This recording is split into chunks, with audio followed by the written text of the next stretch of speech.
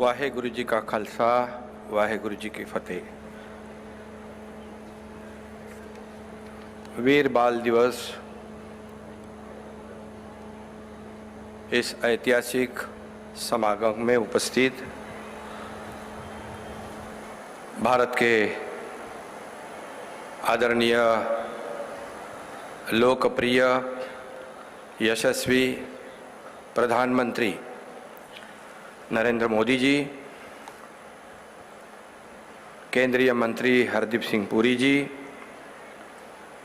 पंजाब के मुख्यमंत्री भगवंत मान जी, अर्जुन राम मेघवाल जी, मीनाक्षी लेखी जी, इकबाल सिंह लालपुरा जी, हरमीत सिंह जी, मनजिंदर सिंह जी, सभी महानुभाव और सभी उपस्थित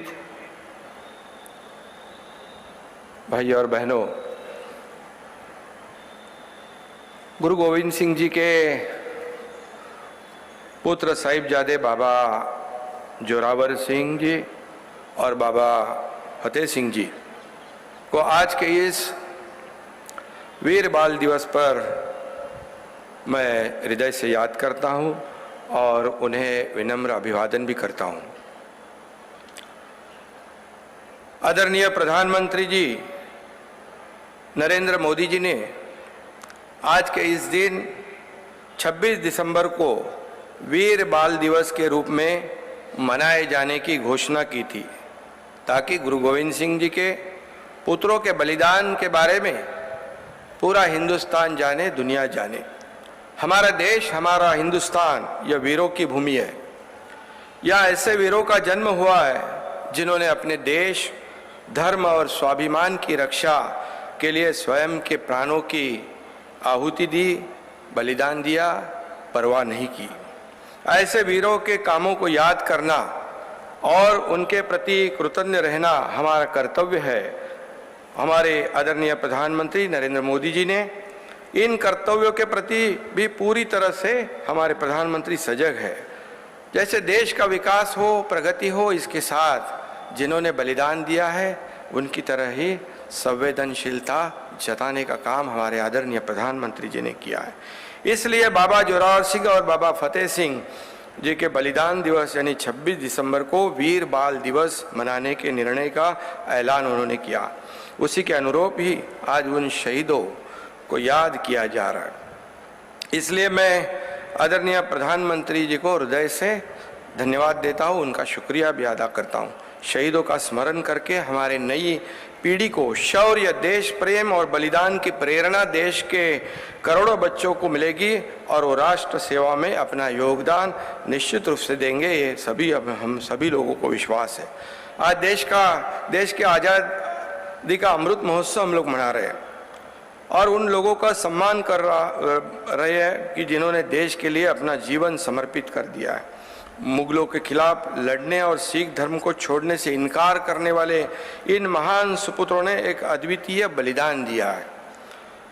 गोविंद सिंह जी ने वाहेगुरु जी का खालसा वाहेगुरु जी की फतह की घोषणा की और अन्याय के खिलाफ लड़ने की सभी लोगों को ताकत दी।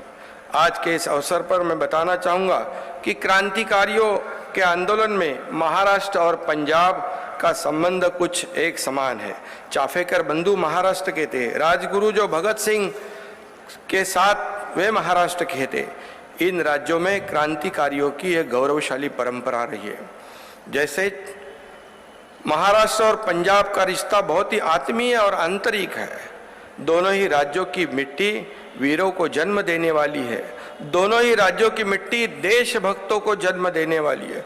दोनों तरफ की मिट्टी महापुरुषों को जन्म देने वाली है। दोनों ओर की मिट्टी संतों को जन्म देने वाली है। जैसे पंजाब के घुमन में संत नामदेव का निवास था और नांदेड़ में गुरु गोविंद सिंह जी की समाधि है। नांदेड़ में अक्टूबर 2008 में श्री गुरु गोविंद सिंह जी के निधन की 300वीं वर्षगांठ पर गुरुदा गद्दी का समारोह बहुत ही भव्य पैमाने पर मनाया गया था। खेती से लेकर सरहद की रखवाली तक और संस्कृति से लेकर राजनीतिक नेताओं तक पंजाबी मराठी संस्कृति का एक दूसरे से गहरा रिश्ता है। यही संस्कृति कई वर्षों से पंजाबी मराठी लोगों को जोड़ती रही है। गुरु गोविंद सिंह पंजाब से थे और नांदेड़ पहुंचे थे। गुरु बाबा नानक भी नांदेड़ आए और महाराष्ट्र के संत नामदेव पंजाब पहुंचे। इतना ही नहीं बल्कि इसी संत नामदेव के अभंग ग्रंथ साहिब में प्रविष्ट भी हुए। महाराष्ट्र में छत्रपति शिवाजी महाराज यह भी राष्ट्र प्रेम और मुगलों के खिलाफ अपने अद्भुत साहस के लिए जाने जाते हैं।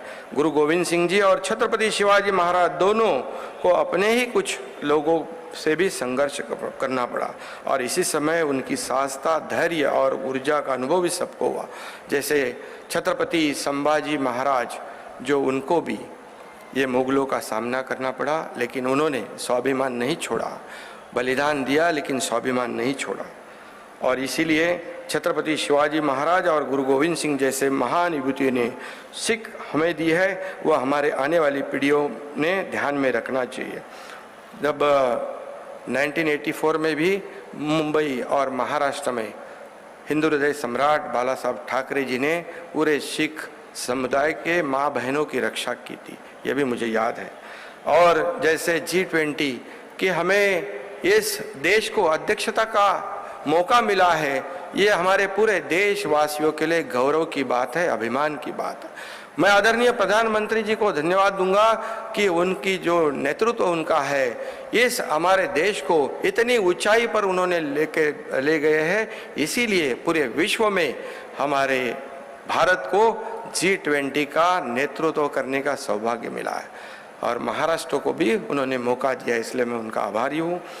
और फिर एक बार आज के इस बहुत ही संवेदनामय समागम में मैं फिर से एक बार महाराष्ट्र की जनता की ओर से बाबा जोरावर सिंह जी और बाबा फतेह सिंह जी को की वीरता को नमन करता हूं और उन्हें विनम्र अभिवादन करता हूं।